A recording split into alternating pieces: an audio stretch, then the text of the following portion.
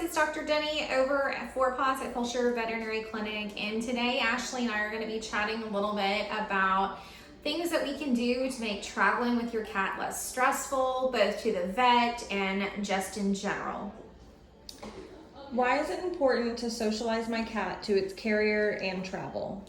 So I think part of what makes getting in the car with your cat and going to the veterinarian so stressful is because the only time they are interacting with their carriers is once a year or when they're sick for their, and for their vaccines as a kitten.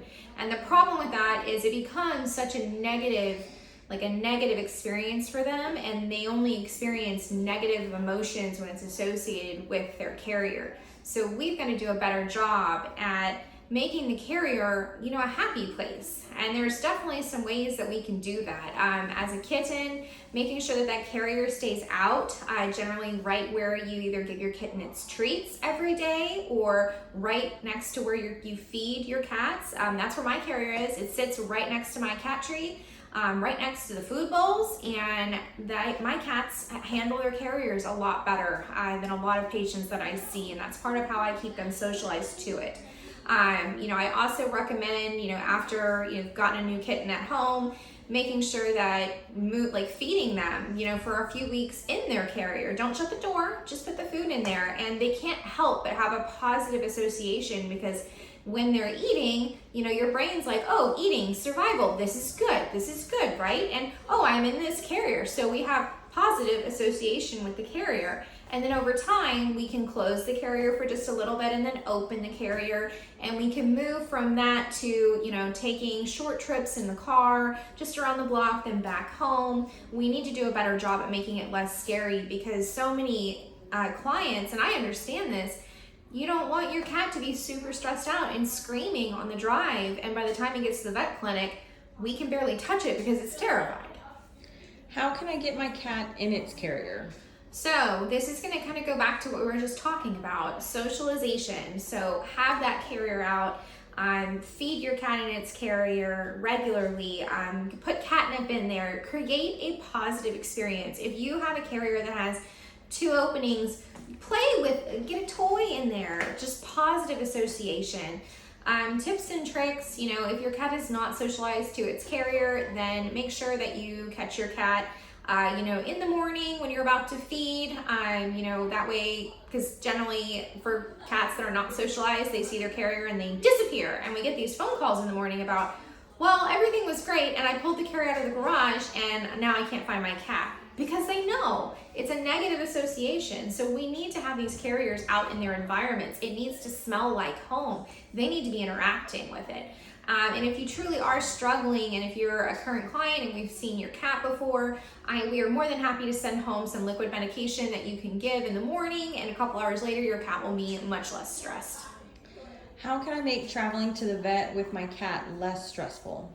So if we've already gotten the cat in the carrier and we're yowling, you can't hear yourself think, you're driving, your cat's crying, they sound so distressed and you're stressed, there's actually classical music that you can play in your car.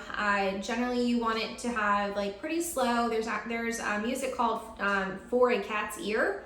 Or From a Cat's Ear, and it is specific classical music that's made to help kind of calm them down.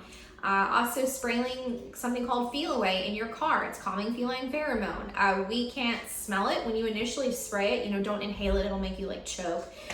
We do that here all the time. I'll walk through a mist of Feel Away and just gag. You can't actually smell it, it's just as it hits the back of your throat, it just tickles. But that can definitely help. And then don't be afraid to ask for medications to help make these visits easier. Can I train my kitten to like its carrier? Yes, you can. You can, every time, get in a habit of giving your kitten treats once a day, and that carrier needs to be right there. Every time you give that treat, the carrier needs to be right next to that kitten. And start after you've gotten that, a week or so, then put the treat in the carrier to where they're going in the carrier on a regular basis, getting a treat, and we're building these positive associations. We're socializing these kittens to where the carrier isn't so scary, because if we think about it, the visit starts with getting your cat in the carrier. if we are allowing these cats to get stressed and stressed and stressed and stressed, by the time they get to me, they're terrified. And I am such a feline-minded veterinarian that I don't like seeing my patients like this. There are so many cats that we have that come in on medication because they were never socialized to the car, to their carriers, and it's such a scary experience for them. Whereas if we were to be able to start at baseline, if we make it to where this stress isn't ramping up straight from the house all the way in the 10 to 15 minute drive to get to the vet, instead, if we start at baseline, when we walk in the door, we're going to be able to get so much more done, have better physical exams, be less stressful on everybody, and also get you in and out of the vet clinic much faster. My kitten cries in its carrier in the car. How can I help comfort him or her? So I think food is a powerful motivator. So socializing your kitten, once again, I can't emphasize this enough, get them used to the carrier in a positive manner. Play that calming classical music, use the calming the feline pheromones, the feel away.